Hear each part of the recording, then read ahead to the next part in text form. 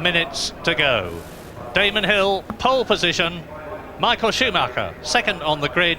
David Coulthard, third on the grid. Do you want to risk a prophecy, Jonathan?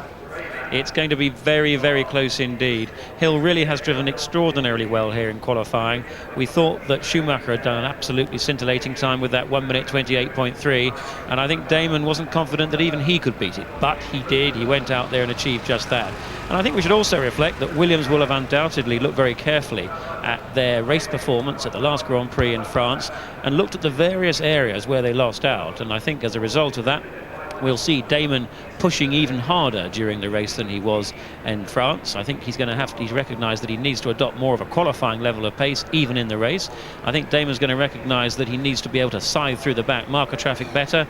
Williams know that they've got to get their refuelling strategy right, and that includes the basic strategy, and that's do you stop once, twice, or we think it's very unlikely 3 times, and then you've got to make sure that when you do stop you try and do that as slickly as possible. And again, Benetton are the past masters on that. Benetton seem to be able to take the same amount of fuel on in 1 second less than Williams, and Williams will be sharpening up their act there. And I think also Williams will sharpen up their act in terms of exactly when they do call Damon in, because he certainly lost about 4 seconds in France because he was called in 2 laps later than Schumacher, and Schumacher therefore had the advantage of not losing time in traffic, and you can see the concentration there in Hill's eyes. I think Damon Hill can do it here today.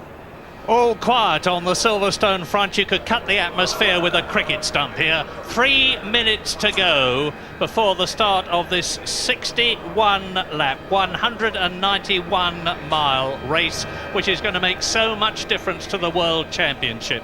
Michael Schumacher has already won this year in Brazil, in Spain, in Monaco and in France. Damon Hill has won twice in Argentina and at the San Marino Grand Prix in Imola. The 7th Grand Prix was won by Jean Alesi in the Ferrari.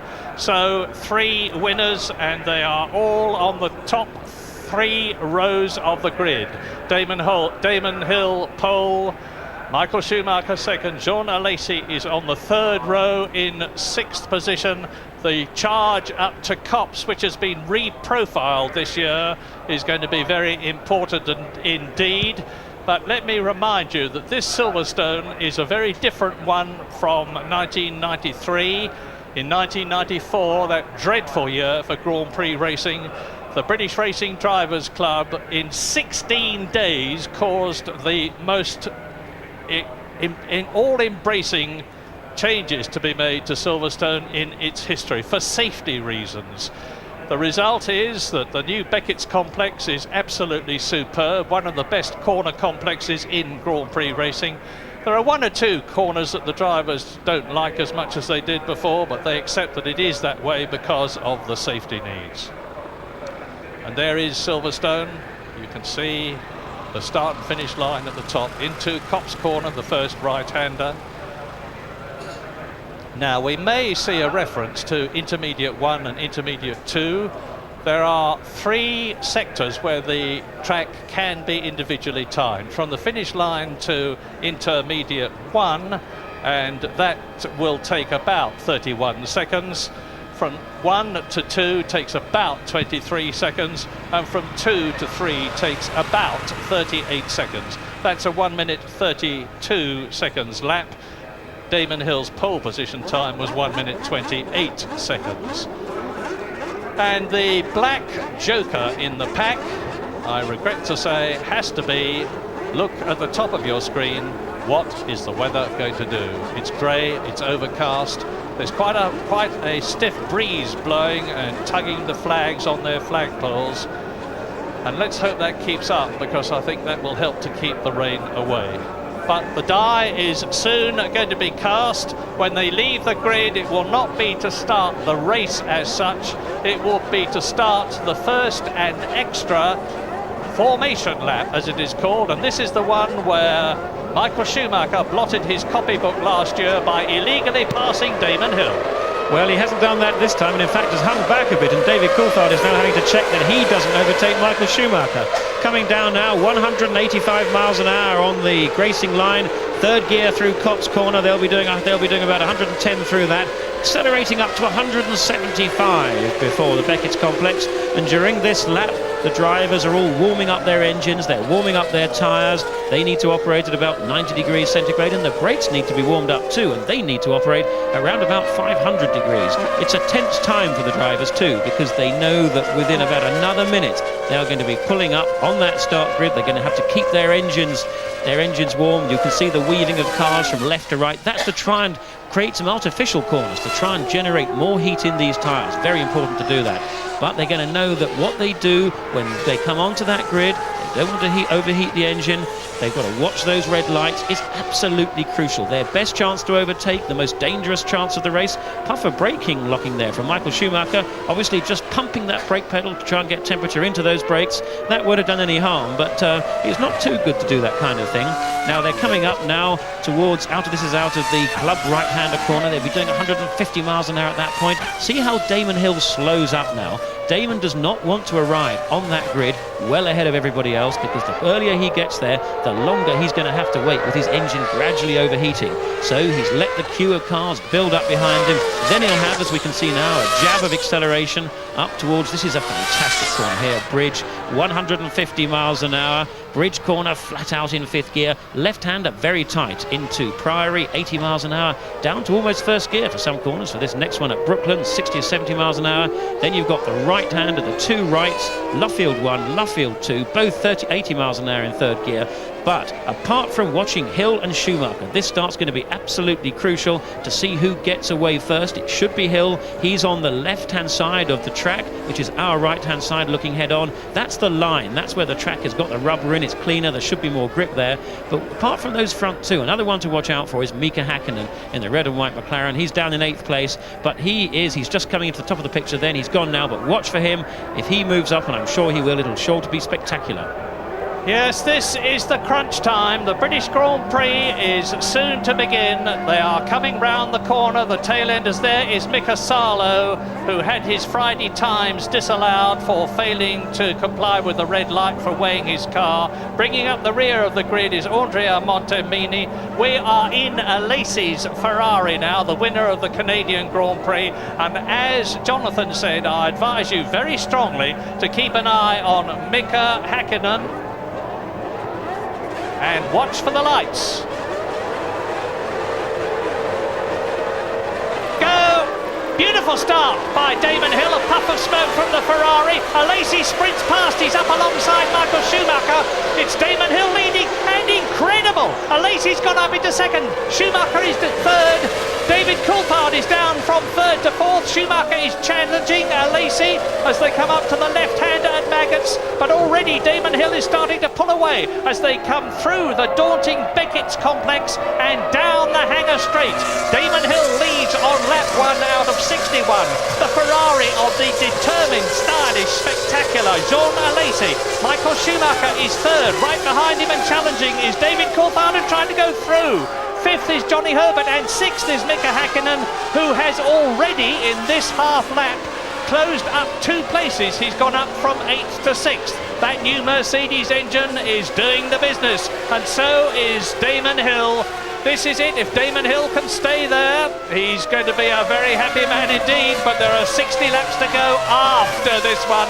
Hill then, Alesi second, Schumacher third, Coulthard is in 4th position, 5th is Johnny Herbert, 6th is Hakkinen, 7th was one of the Jordans, I suspect Rubens Barrichello.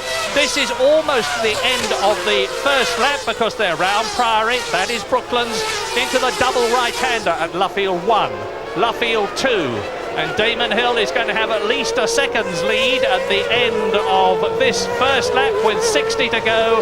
And look at him, over the line, Hill. And Hill's lead over Jean Alesi is 1.1 seconds. Schumacher, Coulthard, Herbert, Hakkinen, Barrichello is 7th, Brundle is 8th, Gerhard Berger is 9th, Frentzen is 10th. And there goes Parnis, Irvine. And Damon Hill has got the hammer down. Now, Jonathan, this early in the race, does that mean to say that he's on a light fuel load and maybe stopping twice? Well, it's too early to say that yet. We need to see how the performance of the rest of the cars unfolds. But Damon Hill's going to be very pleased indeed to see that red Ferrari in his mirrors. Pleased because he knows the Ferrari is not on his level of pace. We're now with Schumacher. That's a Lacey just ahead. Now, that's the reason that Damon's going to be pleased, because he knows that Schumacher's going to have a fairly hard job getting by Jean Alesi.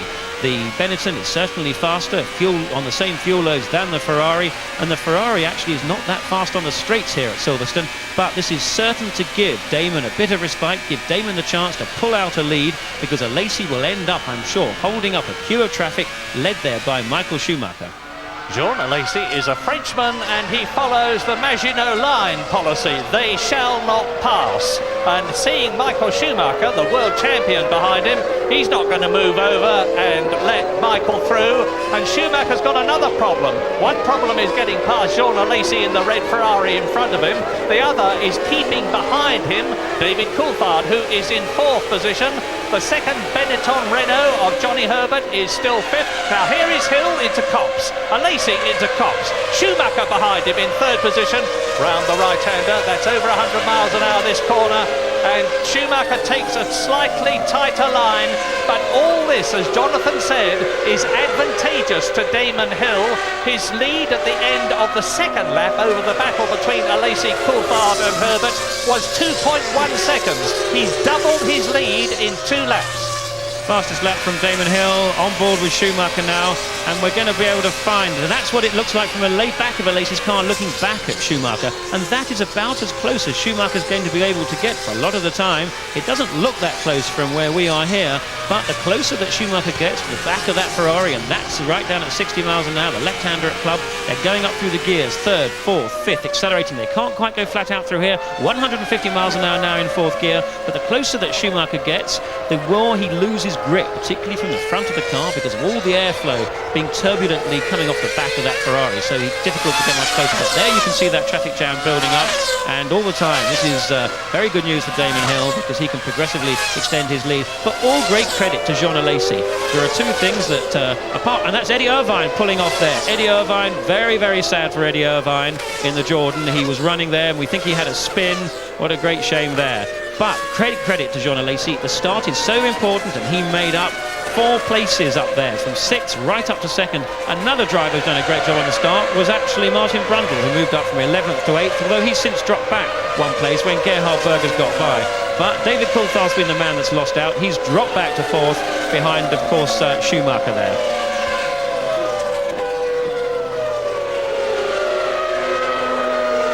Well, I don't know what a fuming German looks like, but I suspect it looks like Michael Schumacher, because he's locked in, and there's Eddie Irvine. That's Eddie Irvine. That's a replay of Irvine spinning the Jordan.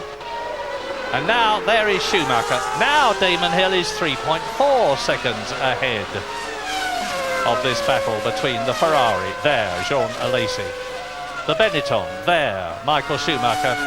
And just behind him, David Coulthard. Coulthard had a pretty torrid...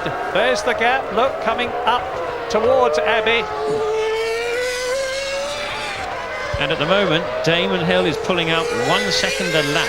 This is a lot of time to be able to pull out, and he's got to use this clear track to his advantage. He's going to have a clear track now for about another 12 laps, because within 15 laps they'll come up to the back markers, and he's got to do whatever he can to pull it out. And I suspect that Jean Alesi, from looking at the times he's doing, he's not going particularly quickly. He may even be going for just 1 stop, which would be tremendously frustrating to Michael Schumacher. If I was going to take a guess at this point, I would say that Schumacher is going for 1 stop, because the fact that he didn't get away off the line that quickly could have been consistent with running his car a little heavier. And again, I would say that Hill's times are probably consistent with running 2 stops, but it's pretty early days to say that yet. 4 laps completed, 4.7 seconds is the lead that Damon Hill has over the battle for 2nd place, that you can see as we look down from the